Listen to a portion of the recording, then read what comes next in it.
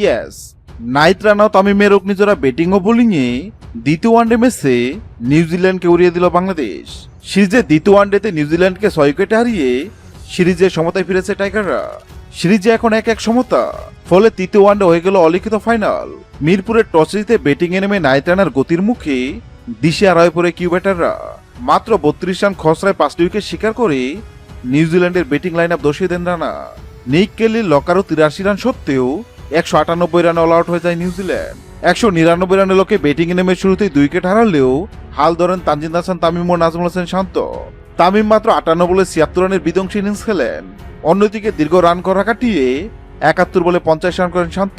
তৃতীয় উইকেটে এই দুইজনের 120 রানের জুটিতে জয় সহজ হয়ে যায়।